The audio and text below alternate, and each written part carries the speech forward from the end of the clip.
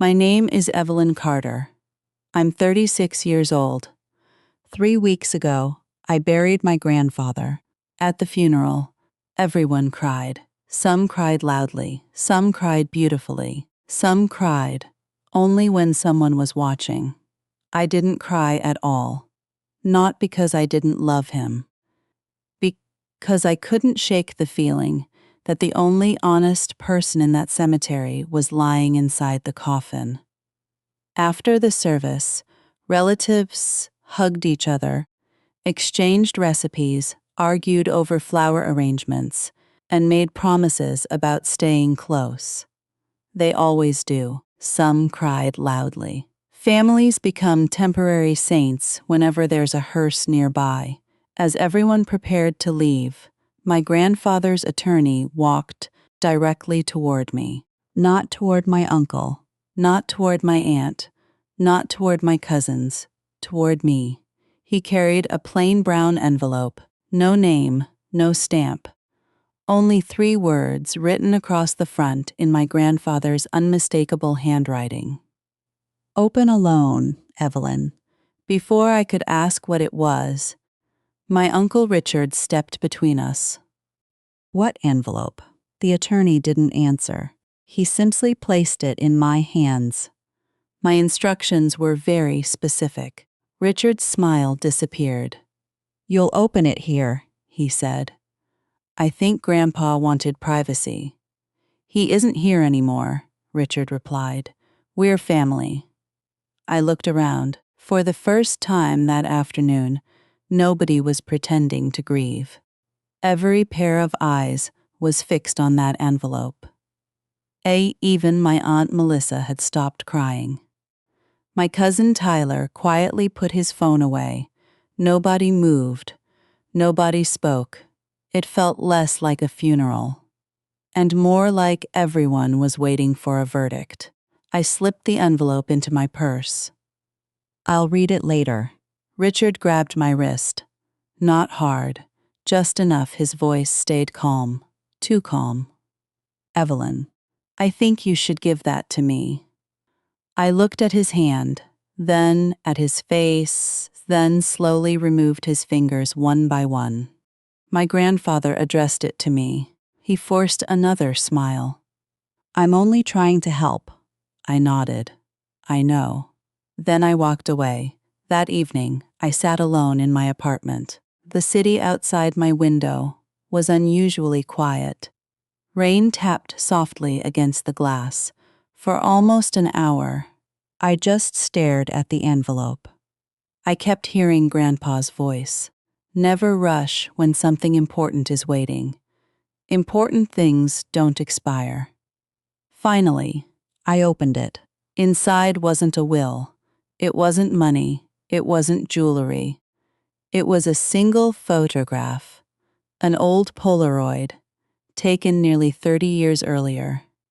My grandfather stood beside a young woman I had never seen before. She was holding a little girl. Written on the back were 6 words. She was supposed to inherit everything.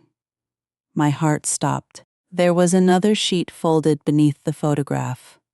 Only one sentence. If Richard learns you've seen this, don't trust anyone in this family.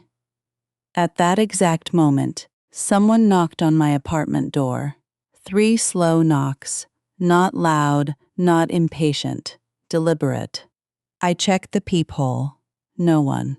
Just a small cardboard box sitting on the welcome mat. No return address. No delivery label. Inside was my grandfather's old pocket watch. The watch that had been buried with him that morning. Wrapped around it was a note. You opened the envelope. I looked toward the hallway. When I picked up the watch, I noticed something strange. It was still ticking, even though I had watched it disappear into my grandfather's coffin only 9 hours earlier. I didn't sleep. Every few minutes, I looked at the pocket watch lying on my kitchen table. It kept ticking. That shouldn't have been possible.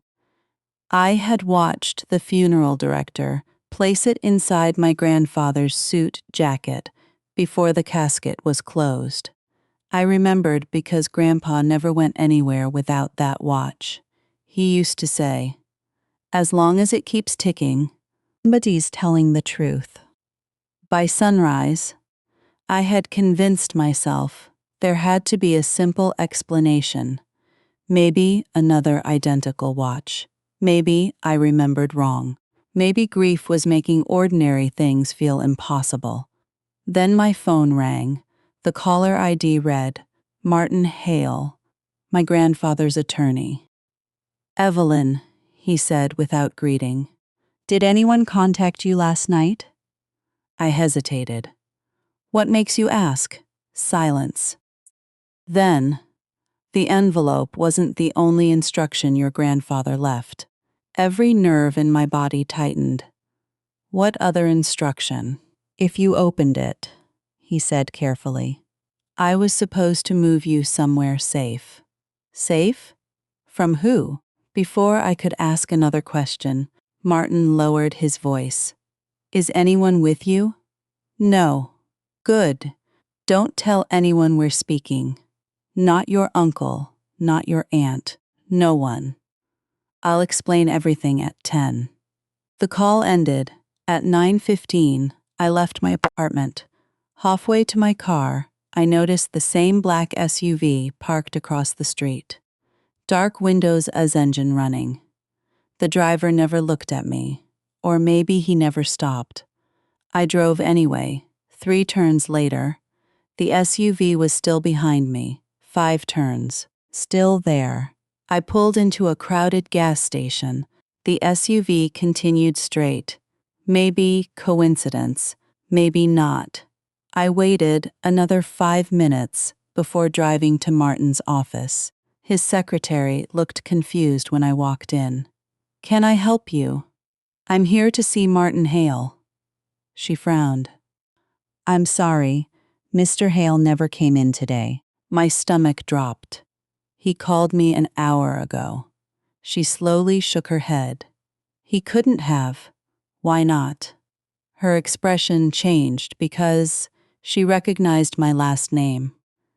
"Evelyn, Mr. Hale collapsed in our parking lot yesterday afternoon." I stared at her. "He died before the ambulance arrived." I actually laughed.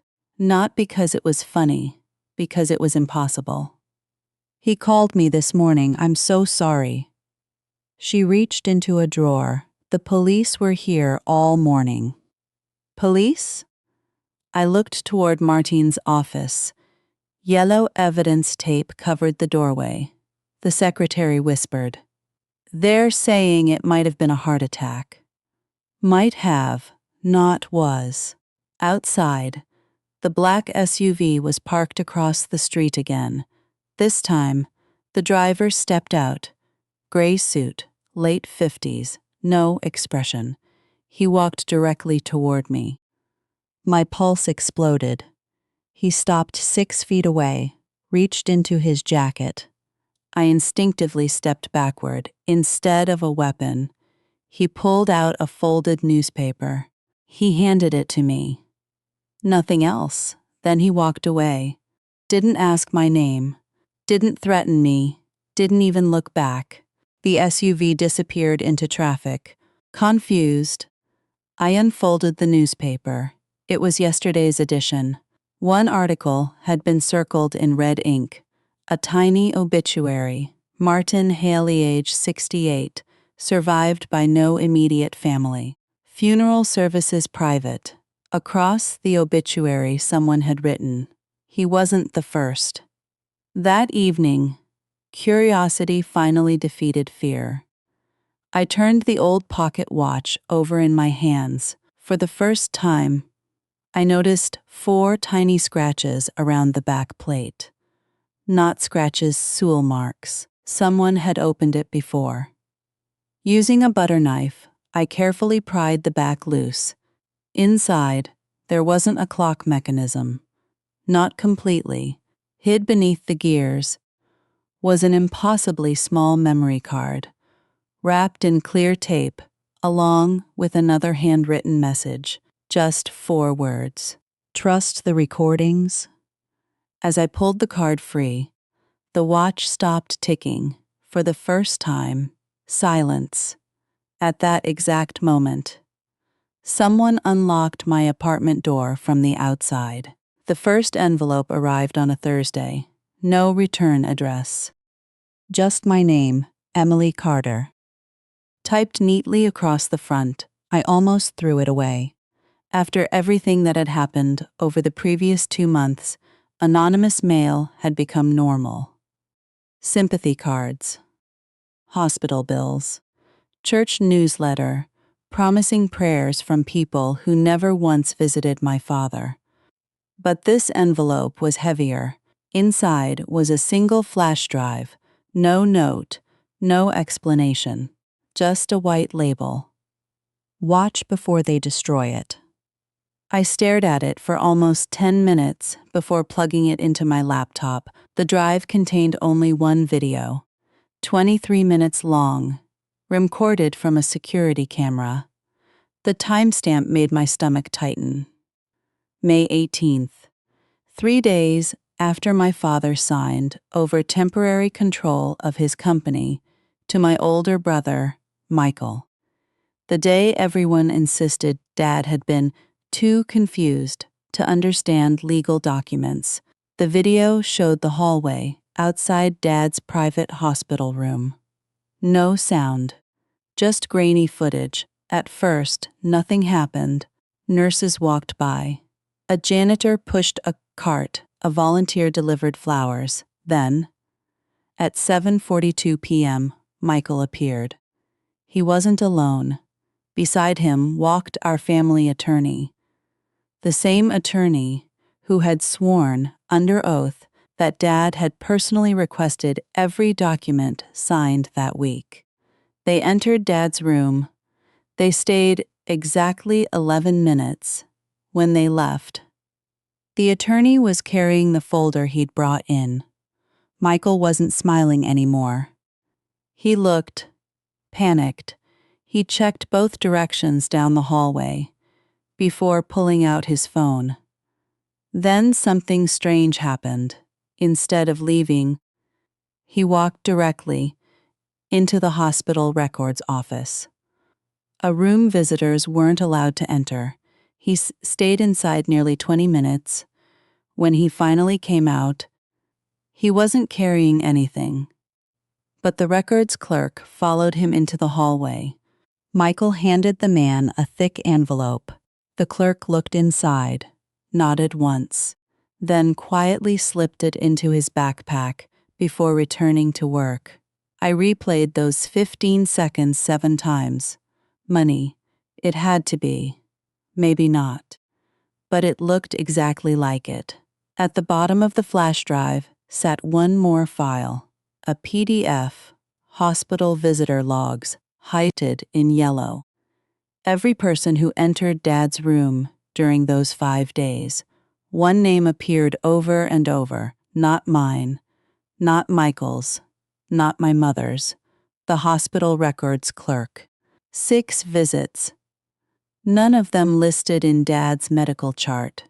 I didn't sleep that night.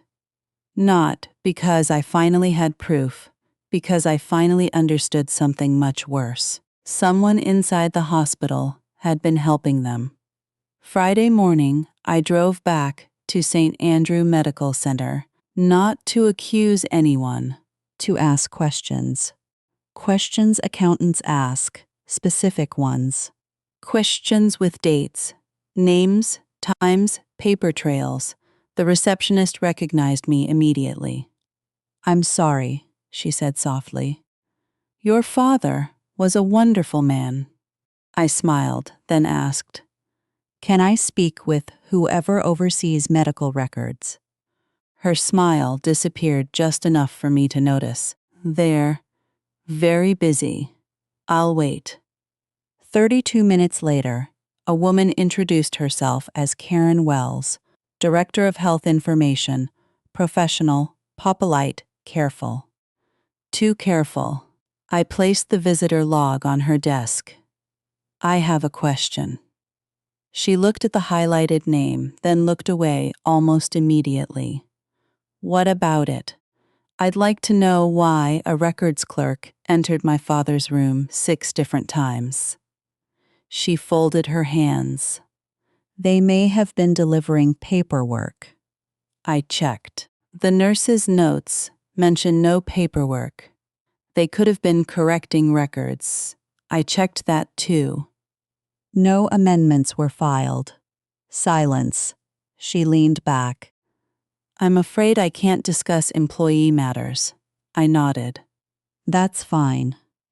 I stood to leave, then casually added, I also have hallway security footage. For the first time, she lost control of her face. Only for a second, but I saw it. Fear. Real fear. She asked very quietly, what security footage? I smiled the same way my father used to during contract negotiations, the kind that doesn't delete itself. Then I walked out. At 4:16 that afternoon, my phone rang. Unknown number. I answered. No one spoke for almost 10 seconds. Then a man's voice, Lowe's, nervous. If you care about your father. I gripped the phone tighter. Stop asking about the hospital. Click. The line went dead. That was the first time I realized something. This wasn't about inheritance anymore. People don't make anonymous threats over family arguments. They make threats when exposure costs them something much bigger. And for the first time, I stopped asking, what are they hiding from me? Instead, I started asking, who else is hiding with them? I didn't tell anyone about the phone call, not the police, not my lawyer, not even my best friend Claire, because whoever had called knew exactly where to press. If you care about your father, not your inheritance, not the company, my father, which meant one thing. They believed there was still something they could lose. Saturday morning, I went back to Dad's house. The place had been untouched since he'd moved into assisted care 8 months earlier. Michael had already insisted the estate would deal with it later. That sentence bothered me. Dad never left things unfinished, especially paperwork. He was the kind of man who labeled extension cords. The kind who kept instruction manuals for appliances he'd thrown away years earlier. If he'd hidden something, it wouldn't be random. It would be organized. His office smelled exactly the same. Old leather, coffee, pine furniture polish. Sunlight still landed across the oak desk every morning at 9, just like it had when I was 12 and waited there after school. While he finished work, nothing looked different, which usually meant something had been changed very carefully. I spent 4 hours opening drawers, tax returns, warranty cards, Christmas receipts from 15 years ago. Nothing. Until I reached the bottom filing cabinet. The last drawer stuck halfway. Dad always oiled the rails. Threakers weren't supposed to stick. I pulled harder. Something behind it scraped against the wood. A hidden compartment. Inside sat a small metal cash box. Unlocked. There wasn't any money. Just 3 items. Dad's old fountain pen, a folded photograph, and a yellow legal envelope. Across the front, in his unmistakable handwriting, were 6 words. Emily. Only if I'm gone. For a long time, I couldn't open it, because opening it meant accepting he expected this day. Inside was a handwritten letter, not long, barely 2 pages, but every sentence felt heavier than the last. If you're reading this, someone convinced people I couldn't think for myself. Don't argue with opinions. Find records. Paper survives lies. That sounded exactly like him. Then came the sentence that made my hands shake. If Michael tells you I chose him because I trusted him more, he's lying. Attached to the letter was another photograph, taken nearly 20 years earlier. Dad stood beside a younger version of himself, next to a woman I didn't recognize. She wore a navy business suit. One hand rested on Dad's shoulder. The other held incorporation papers.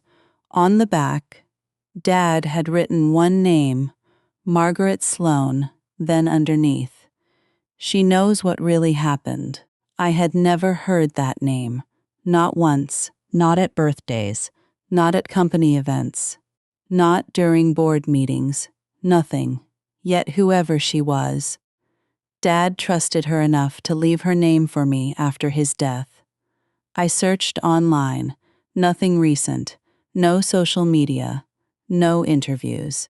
Just an old business article from 19 years ago. Attorney Margaret Sloan resigns from Carter Industrial following internal disagreement. Internal disagreement. People don't leave companies. They've helped build over disagreements, not without a story. Monday morning, I called the number listed in that 20-year-old article. Disconnected. I called the law firm where she'd once worked, retired. No forwarding information. Dead end. Or so I thought. At exactly 6:12 that evening, someone knocked on my front door. Not loudly. 3 slow knocks. When I opened it, a woman in her late 60s stood on my porch. Silver hair, dark blue coat. Leather briefcase. She looked at me for only a moment before asking quietly, "Are you Richard Carter's daughter?" I nodded. She smiled sadly. "I'm Margaret Sloan." She glanced toward the street, then back at me. "We don't have much time." She lifted the briefcase.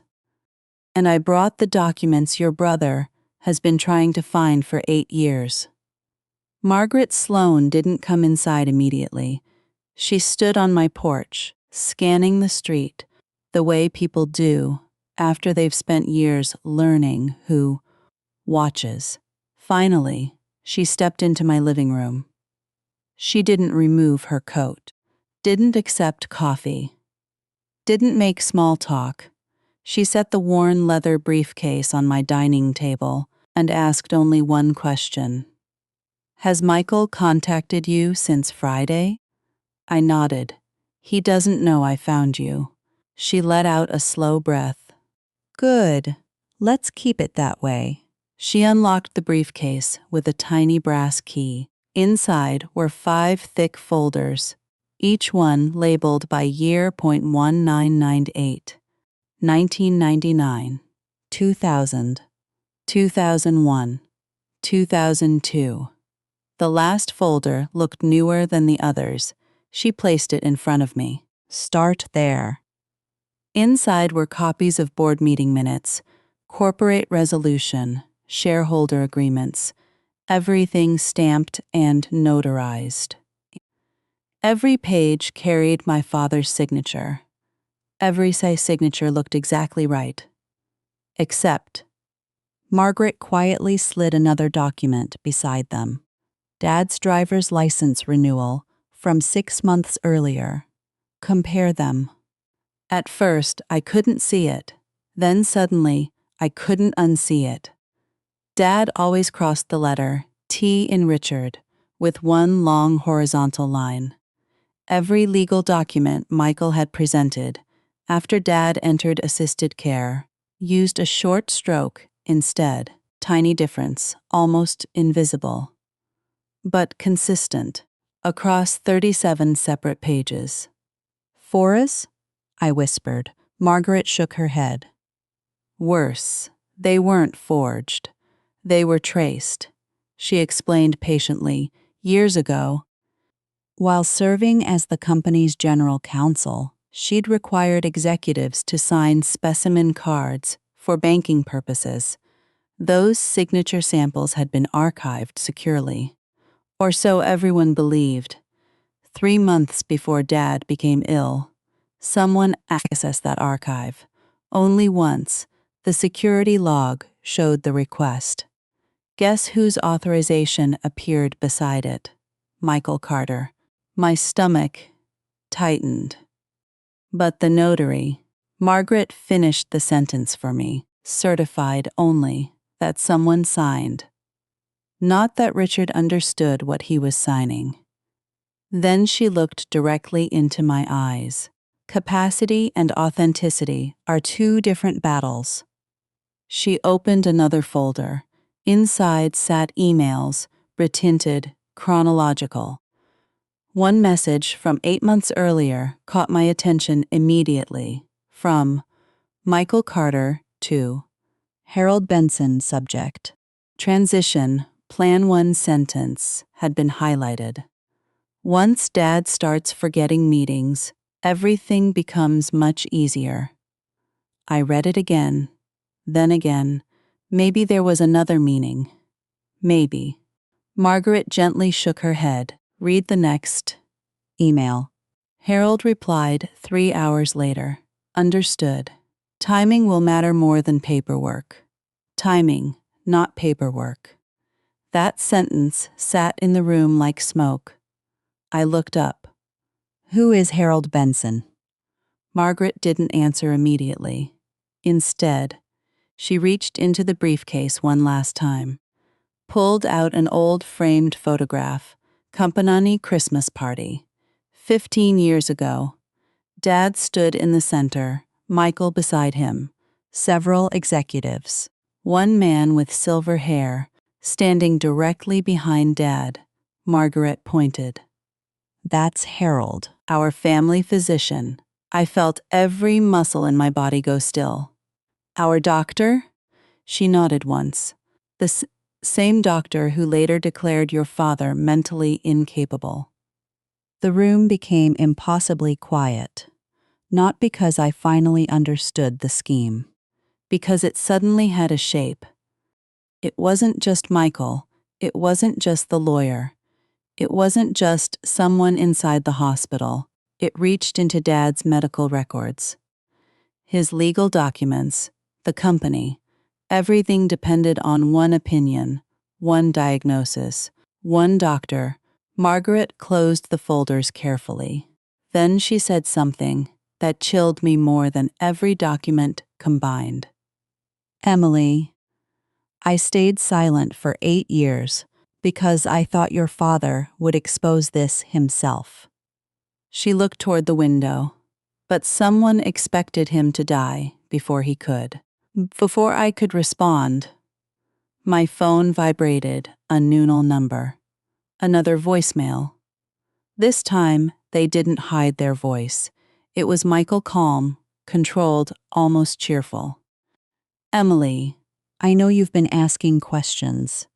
A pause then. Whatever Margaret Sloan showed you, remember that dead people can't explain documents. The message ended. Margaret stared at my phone. Her face lost every trace of color. Very quietly, she said, That's impossible. I looked at her. Why? She swallowed once before answering. Because I never told anyone I was meeting you tonight. And for the first time, we both looked toward the front window. Someone was parked across the street, watching the house. Neither of us spoke. Margaret and I stood perfectly still, looking through the narrow gap in the living room curtains. Across the street, a black SUV sat beneath an old maple tree. Engine running, lights off. The driver never stepped out, never looked toward the house. He didn't need to. People who watch for a living know how not to be seen. Margaret quietly closed the curtain. Don't go outside. I looked at her. You know who that is? I know the type. She picked up her briefcase. I've seen this before, she explained as calmly as if she were discussing taxes. 8 years earlier, when she'd questioned several financial transfers inside Carter Industrial, someone had started appearing outside her apartment. Always the same pattern, different cars, different faces, always parked, always silent, nothing illegal. Just enough to remind you, you weren't alone. I reported it once, she said. The officer asked if they threatened me. No. Damaged my property? No. Followed me? I couldn't prove it. She gave a tired smile. So officially, it never happened. I walked back to the window. The SUV hadn't moved. Then, its headlights flashed once. Not by accident. Deliberately, a signal. The vehicle pulled away without speeding, without drama. Gone, in seconds. My phone buzzed again. This time it wasn't Michael. It was Claire. Turn on Channel 8. What, now? The evening business report had just begun. A smiling anchor stood in front of Carter Industrial's headquarters.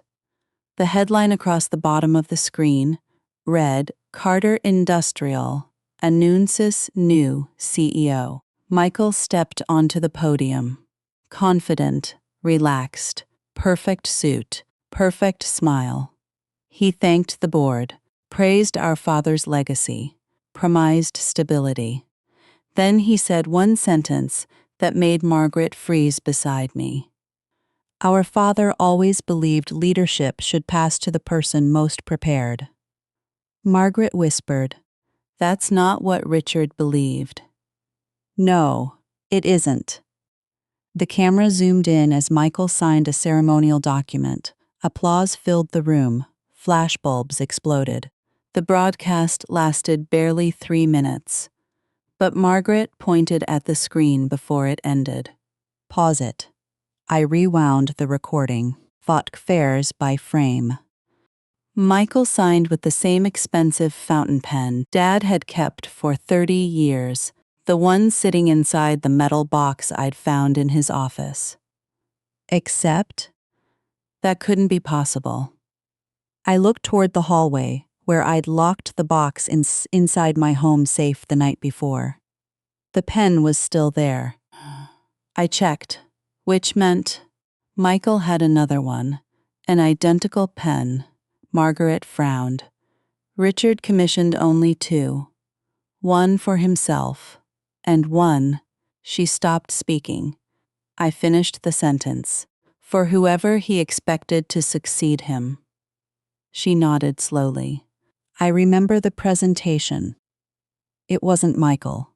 Before I could ask who it was, the doorbell rang.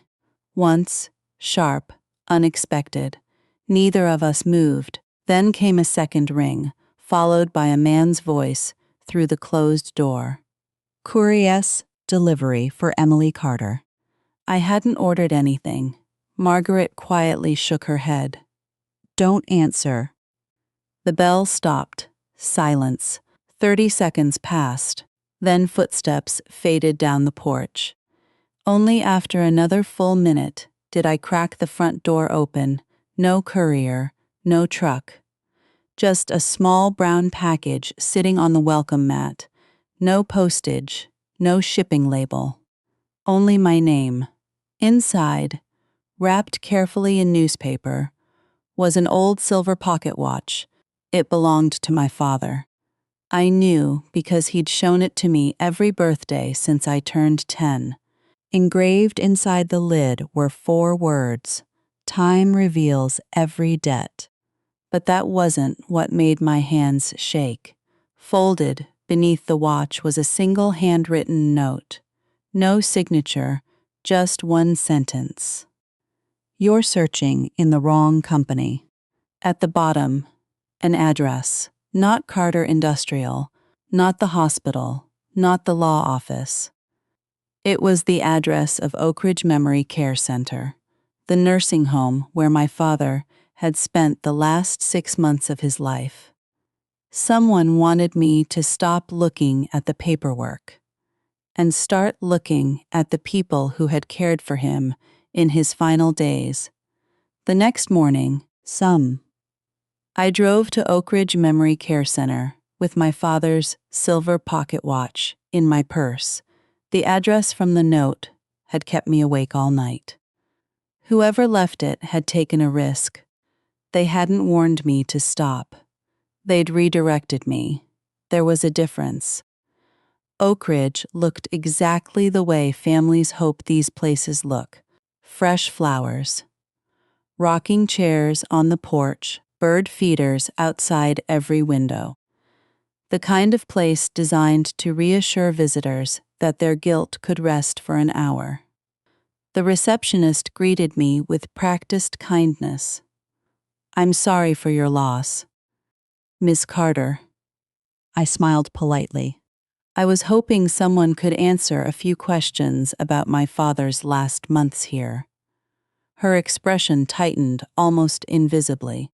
"I'm afraid we can't discuss former residents. I understand. I'm not asking about medical information. I'm asking about people." She hesitated, then picked up the phone. 10 minutes later, a woman wearing navy scrubs entered the lobby. Her name badge read, "Susan, Harper, Director of Nursing." She offered a professional smile. "What can I help you with?" I placed Dad's pocket watch on the table between us. It was returned to me yesterday. Her eyes immediately recognized it. She tried not to show it. She almost succeeded. "He carried that every day. So you remember him." Everyone remembered Richard. He thanked every staff member by name. That sounded exactly like Dad. I asked the question that had brought me there. Was there anything unusual during his last weeks? Susan answered too quickly. "No. Not. I don't remember. Not. What do you mean?" "Just no." People only answer that fast when they've already rehearsed the question. I thanked her and stood to leave. Then I asked one final question over my shoulder. "Did he ever refuse visitors?" She stopped walking. "No." "Why?" "Because Michael always told people Dad wasn't feeling well." The room became very quiet. I didn't ask about Michael. I asked whether my father refused visitors. Susan looked at the floor, then whispered, "He never refused anyone." Before she could say another word, a man's voice interrupted. "Susan." A tall administrator stood in the hallway, perfect suit, perfect smile. Corporate badge instead of medical scrubs. "We're needed in conference room 3.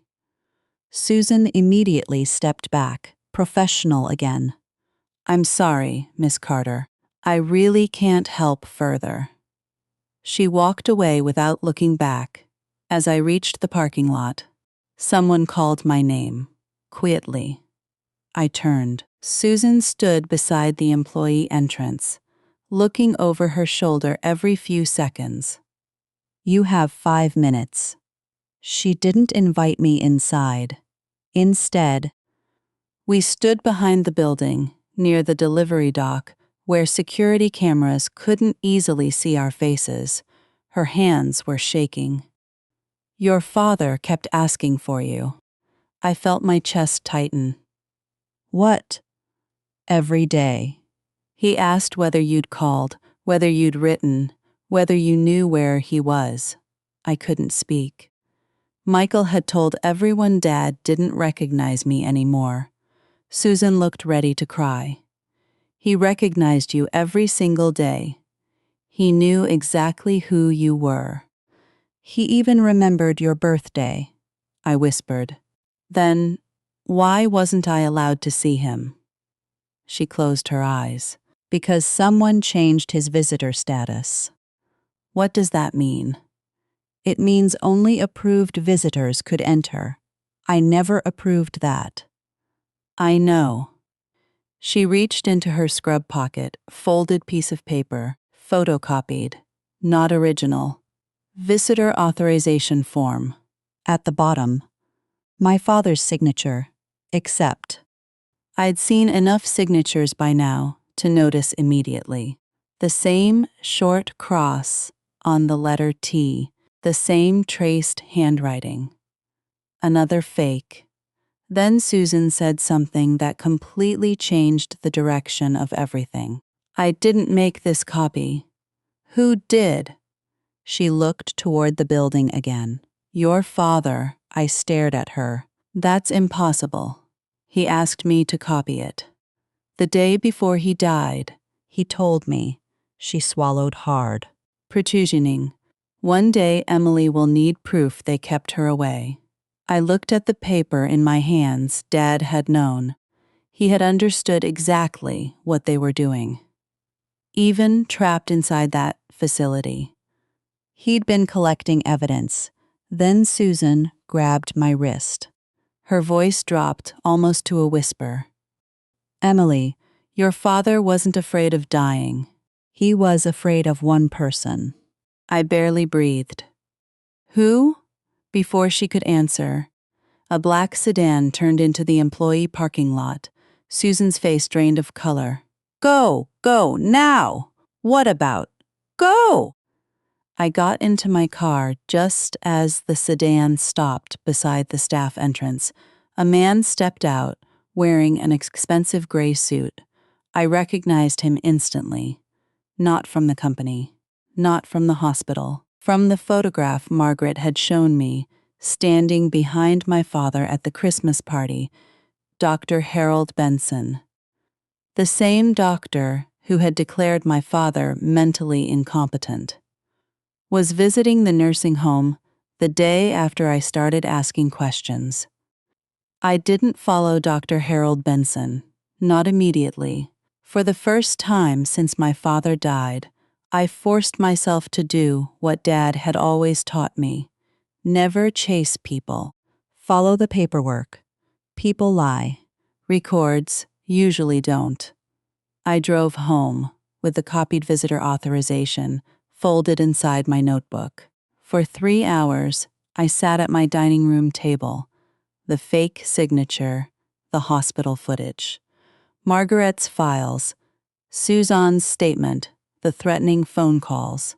Each piece fit. But something was still missing. One question remained unanswered. Why? Not the inheritance. That part was obvious. Something worth millions had made people greedy. But greed alone doesn't explain forged medical records, or isolating an elderly man from his daughter, or anonymous threats. Those were the actions of people protecting something already done, not something they hoped to do. At 8:17 that night, Margaret called. Her voice was calm. Did you go to Oak Ridge? Yes. A long pause. Then they'll know. I think they already do. I was afraid you'd say that. She asked only one question. Did anyone mention Harold Benson? Yes. Another silence, longer this time. Finally she said, Then it's time you knew who he really is. We met the following morning at a small public library 30 miles outside the city. Margaret refused to meet anywhere predictable. No restaurants, no coffee shops, no offices, too many cameras. She smiled faintly. I've become difficult in my old age.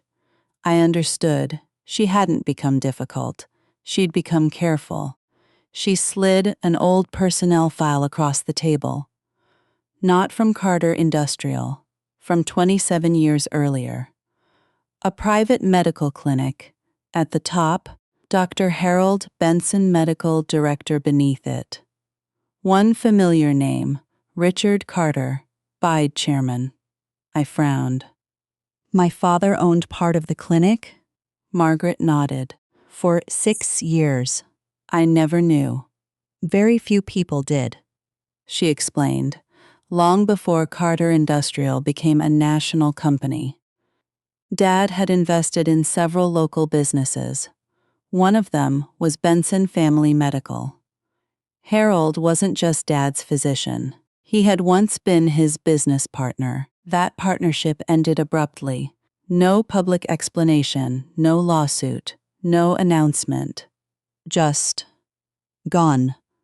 Why did they separate? Margaret looked directly at me. Because your father caught him changing patient billing records. I blinked. What? What? He was billing insurance companies for procedures that never happened. My stomach tightened. Dad reported him? No. He gave him one chance. Repay everything. Leave quietly. Never do it again. Harold accepted, for a while. She handed me another document, a resignation agreement, signed by both men, Dite. 21 years earlier. Near the bottom sat one sentence highlighted in yellow. Dr. Benson agrees to resign permanently and surrender all ownership interest effective immediately. So, why would Dad trust him later? Margaret's expression turned grim. He didn't. Michael did. That single sentence answered a dozen questions. Michael hadn't found a convenient doctor. He had recruited an old man with a score to settle. Before I could process it, Margaret produced one final envelope. This arrived at my house yesterday. No return address. Inside, a photocopy of my father's final neurological evaluation, the report declaring him mentally incompetent. Across the bottom, Harold Benson's signature. Except someone had circled the date in red ink. Margaret whispered, "Read it." I did. Then I read it again. The evaluation was supposedly completed on October 11th. I frowned. So? Margaret slowly slid another document beside it. My father's physical therapy attendance sheet, signed by 3 staff members. Same date, same time.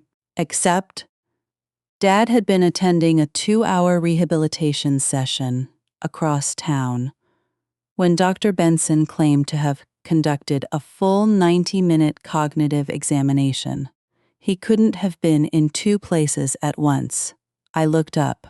This report is impossible. Margaret nodded. Exactly. It wasn't rushed. It wasn't mistaken. It was fabricated.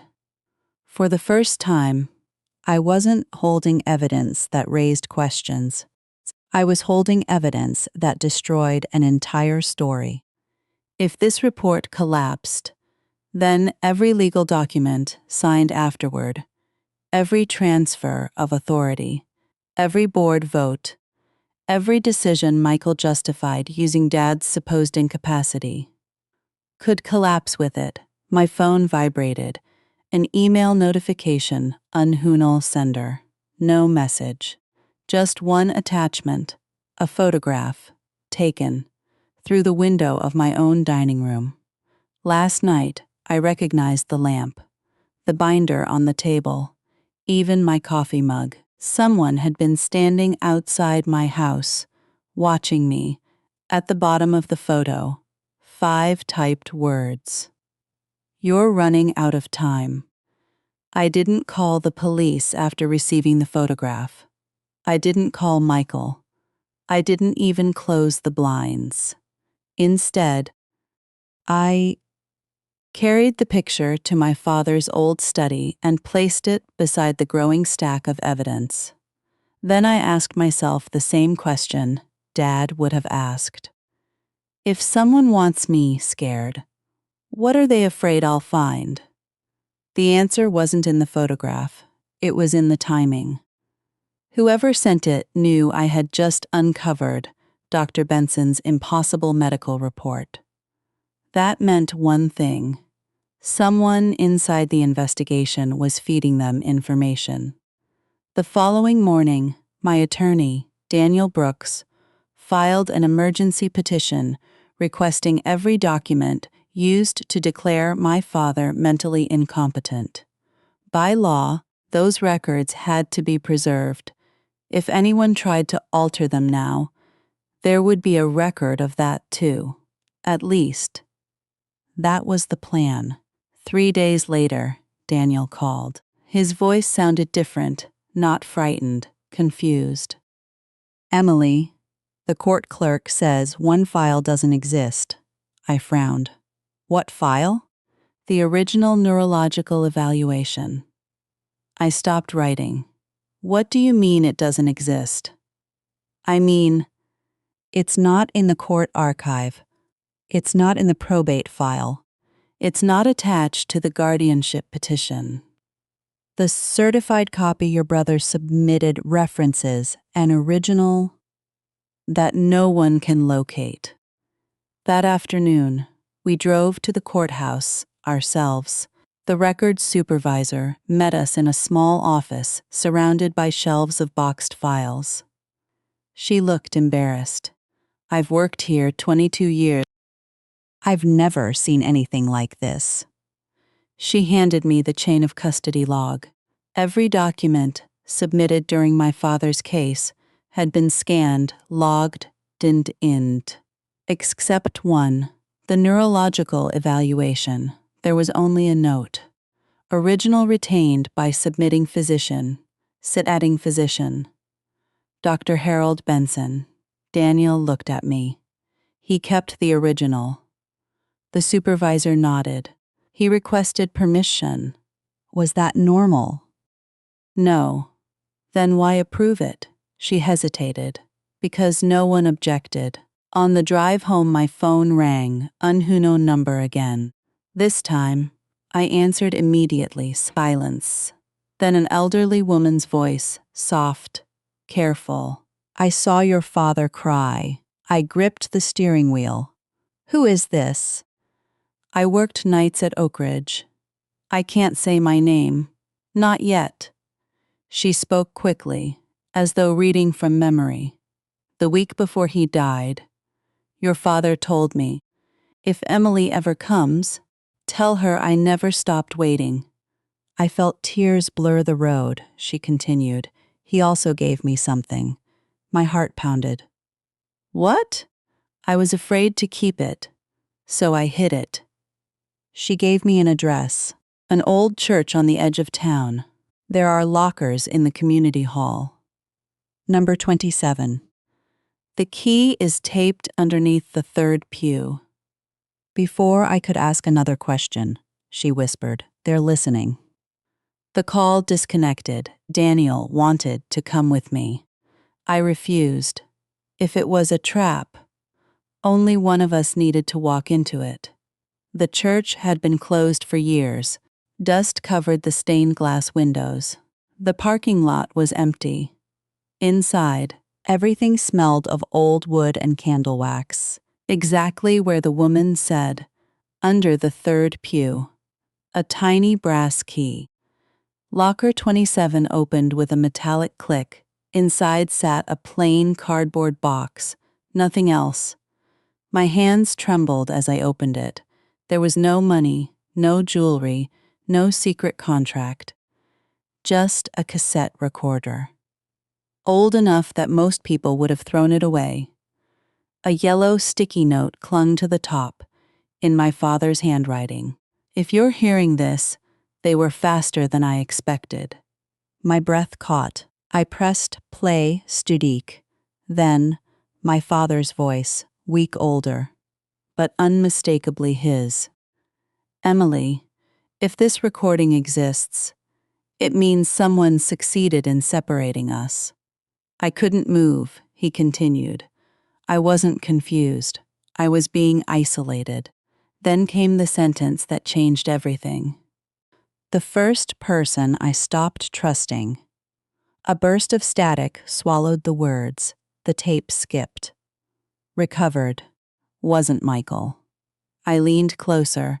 My father took one slow breath, then finished the sentence. "It was your mother." The tape clicked and stopped. The tape clicked to a stop.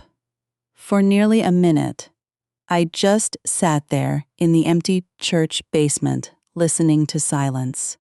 My father's last sentence echoed louder than the recording ever could.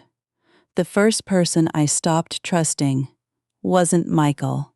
I lie. It was your mother. No, that couldn't be right.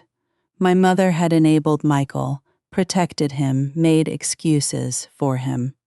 But orchestrate this? I wasn't ready to believe that. Not because she deserved the benefit of the doubt, because my father never accused people without proof. If he'd said it, there had to be a reason. I took the cassette recorder straight to Margaret. She listened without interrupting. When it ended, she closed her eyes. I prayed that tape didn't exist. I stared at her.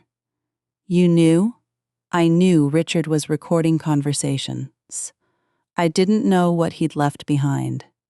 She reached into her briefcase again. I've kept something for 20 years. This seemed like the day to show you. It was a photograph, not a family picture, a newspaper clipping. My parents, 31 years younger.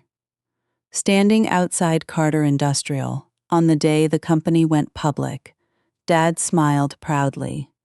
Mom stood beside him, but someone else stood beside her. A woman I'd never seen before. Margaret tapped the picture. That's Evelyn Cross, the company's first chief financial officer. What happened to her? Margaret looked at me for a long moment. She disappeared. I frowned. You mean she quit? No, I mean, one Friday, she cleaned out her office. By Monday, everyone acted as though she'd never worked there. Margaret slid another page across the table, a resignation letter, supposedly signed by Evelyn. Only, the signature looked familiar. Not Evelyn's, not Dad's. The same unnatural handwriting I'd seen on the visitor restrictions. The same awkward cross on the letter T. Another traced signature. I felt my pulse quicken. Someone forged her resignation. Margaret nodded, and your father knew it. Then she told me something I'd never imagined. 20 years earlier, Dad had quietly begun investigating missing company funds. Not millions, at first. Only small amounts, 20,000, 30,000, always written off as accounting errors. The money trail always ended in departments, supervised by one person. My mother. I shook my head. My mother wasn't an accountant. No, Margaret replied. She approved expense authorizations. Every payment above $50,000 required her signature. Suddenly, the entire picture shifted. Michael hadn't invented the system. He'd inherited it. Margaret spoke carefully. Richard believed Linda wasn't stealing. He believed someone was using her trust. But 6 months before he became ill, he changed his mind. Why? She opened one final envelope. Inside, a handwritten note from my father. Only 3 lines. Linda knows. She always knew. She chose the company over the truth. I couldn't breathe. Every childhood memory rearranged itself. The perfect dinners, the charity galas, the speeches about integrity, every lesson about protecting the Carter name. Not because the name represented honesty, because it protected secrets. That evening, I drove to my mother's house. Not to accuse her, to ask one question. She answered the door wearing gardening gloves, as though it were any ordinary Tuesday. When she saw my face, she knew. I wondered how long it would take. No denial, no confusion. Just acceptance. I held up the cassette recorder. Dad left me this. Her eyes rested on it for several seconds. Then she quietly removed her gloves. I hoped he wouldn't. We sat across from each other in the kitchen, where she'd packed my school lunches for 12 years. Neither of us touched the coffee she'd poured. Finally, I asked the only question that mattered. "Did you know Michael forged those documents?" She answered immediately. "No." Relief flooded through me until she continued. "I learned afterward, and you stayed silent." She nodded. Tears filled her eyes, the first genuine tears I'd seen from her in years. "I told myself I was protecting your father's company. I told myself the truth would destroy everything he'd built." She laughed bitterly. I didn't realize. My silence was destroying it anyway.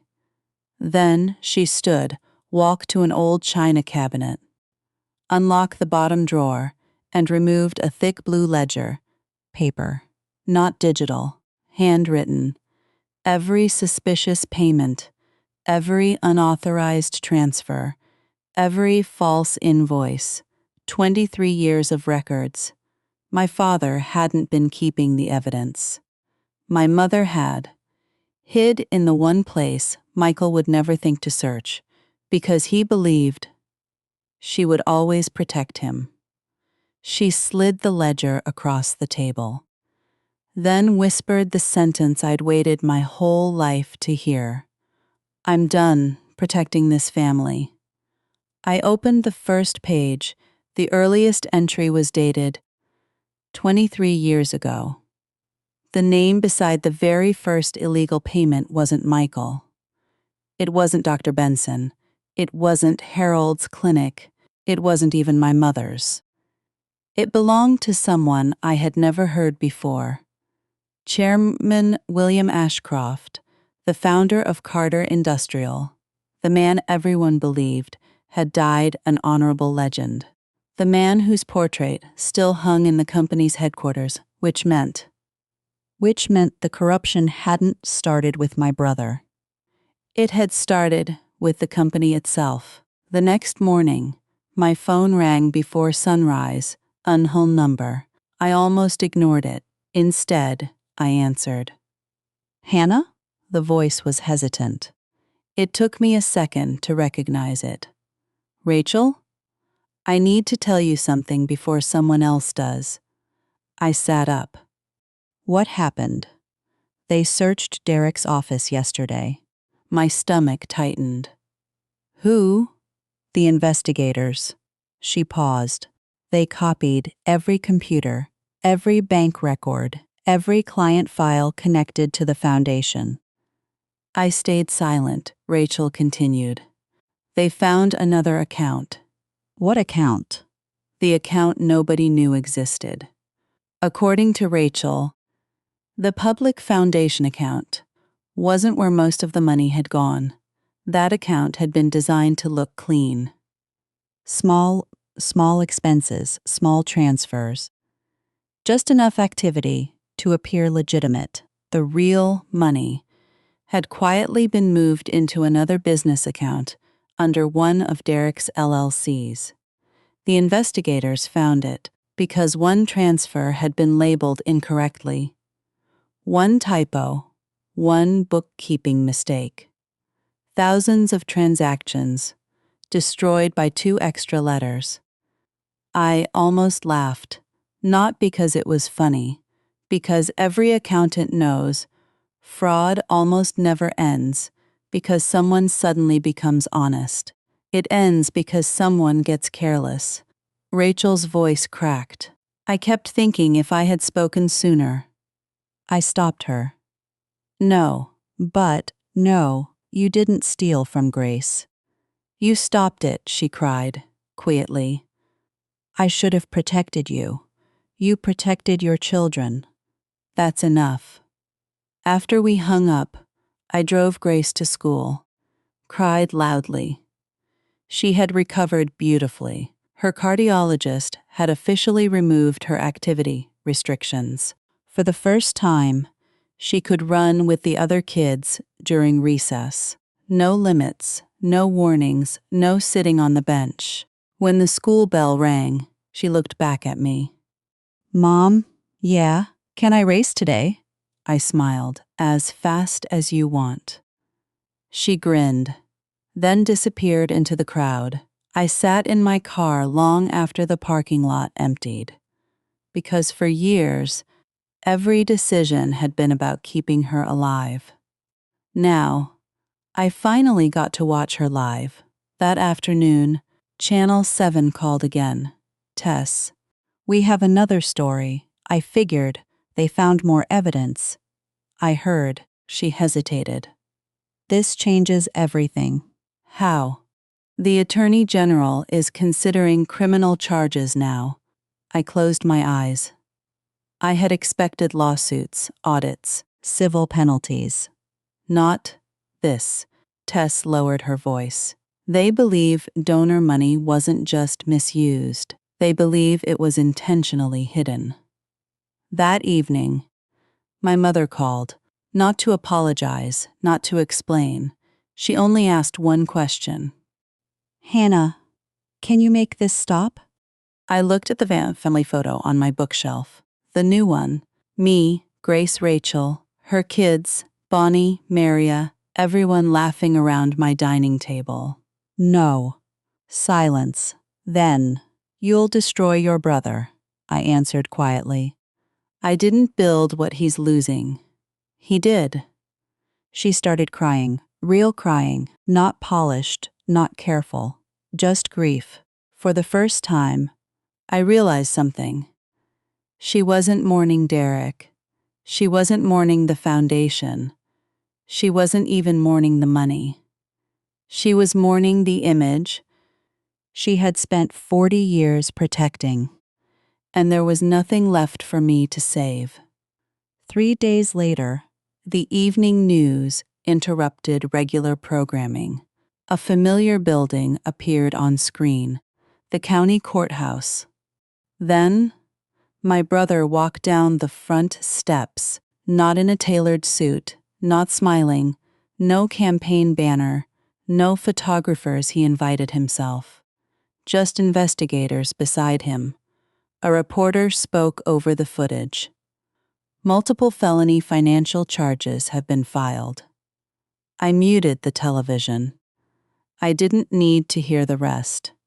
Justice wasn't entertainment. It didn't need applause. I walked outside instead. Grace was riding her bike up and down the sidewalk, laughing, completely unaware that the longest chapter of our lives had finally reached its last page. The courtroom was smaller than I expected. No dramatic music. No crowded gallery. Just polished wooden benches, quiet conversations, and people carrying folders thicker than emotions. I sat beside the attorney from the Attorney General's office. Across the aisle, my brother stared at the table. For the first time in my life, he looked like a man who couldn't sell his way out of the truth. His expensive watch was gone, the confidence that used to enter every room before he did. Gone, too. Then my mother walked in. She wore the same navy church dress she'd worn to funerals for years. Perfect hair, perfect posture, perfect mask. But grief has a way of changing a person's walk. She moved slower now, older somehow. Not because of age, because pretending had finally become heavier than honesty. The judge entered, everyone stood. The prosecutor didn't waste time. Bank records, campaign withdrawals, cess charitable filings, the unpaid hospital pledge, the foundation expenses. Every number placed into evidence, every lie attached to a receipt. As an accountant, I had spent years believing numbers were cold. That morning, they sounded like witnesses. One by one, they spoke. No one raised their voice. No one needed to. Truth doesn't become stronger by shouting. It becomes stronger because it never changes. After nearly 2 hours, my brother stood. His attorney had advised him not to speak. He ignored the advice. He turned toward me. "Hannah," his voice cracked. "I never thought it would go this far." I looked at him quietly. "It started going this far the day Grace asked if Grandma came." Silence, he lowered his eyes. I told myself I'd pay it back. "When?" I asked. "When she graduated. When she got married. When she buried someone she loved." He had no answer, because there wasn't one. The judge accepted the plea agreement: restitution, probation, permanent prohibition from operating or managing charitable organizations, community, service. No prison. Some people might have called that mercy. Others, not enough. I called it finished, because punishment had never been my goal. The hearing ended. People slowly filed toward the hallway. I gathered my binder one final time, the same gray binder that had begun with hospital bills and ended with court exhibits. As I reached the exit, someone softly said my name. "Hannah." I turned. My mother, standing alone. For the first time in my life, there was no audience around her, no church friends, no reporters, no family, no one left to impress, just us. She looked at the binder. "I remember buying that for your school projects." I nodded. It ended up holding something else. She looked at the floor. "I don't know how to fix this." Neither did I. Some things can't be repaired. Only acknowledged. After a long silence, she whispered, "I loved you." I answered honestly, "I think you loved the version of me that never needed anything." Her eyes closed. The sentence landed exactly where it belonged. She didn't argue. She couldn't. Then she reached into her purse, a small envelope. "I wrote you something. I didn't take it. You can mail it." She nodded. "I understand." She turned toward the parking lot, walking slower than before. Halfway to her car, she stopped. Without turning around, she said, "I should have gone to the hospital. 3 seconds, 1 sentence, 34 years late. But true." I watched her drive away, not relieved, not victorious, just finished. A month later, Grace and I visited the children's hospital, not because she was sick, because she wanted to thank the nurses. Bonnie was working that afternoon. Grace ran into her arms. "I don't have to wear the zipper bandages anymore," Bonnie laughed. I noticed. Dr. Okafor checked her latest scan. She smiled before speaking. "Everything looks excellent." Excellent. My favorite word in the English language, not because it sounded impressive, because it meant ordinary. School bike rides, birthday parties, a future, the life we'd been fighting for all along. Before leaving, Grace asked if we could visit the hospital garden. We sat together on a wooden bench beneath a maple tree. She leaned against my shoulder. "Mom, yeah? Are we still the Reeds?" Children ask questions adults spend years avoiding. I smiled. "We'll always know where we came from." She thought about that. "But we get to decide who we become." She nodded, satisfied, then climbed off the bench to chase butterflies across the grass. I watched her run, heart strong, laughing into the afternoon sunlight. Years earlier, I believed family was something you inherited. Now I knew better. Family is built, one person who shows up, one honest conversation, one act of love. Again, And again, and again. That evening, our dining room was full. Rachel and the kids, Maria, Bonnie, 2 neighbors, even my old coworker Melissa. Grace looked around the table, counted every chair, then smiled. Everybody came. I looked around too. No matching last names, no perfect reputation, no performance. Just people. Real people.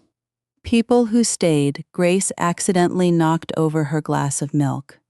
Everyone laughed. She looked at me nervously. "I'm sorry." I handed her a napkin. "It's okay." Then I paused, smiled. And this time, it really is. If this story reminded you that family is defined by who shows up, not just who shares your last name, leave the word "present" in the comments. I'd love to know how many people still believe real love is measured by actions, not appearances. If this story stayed with you, subscribe to the channel for more unforgettable family dramas every week.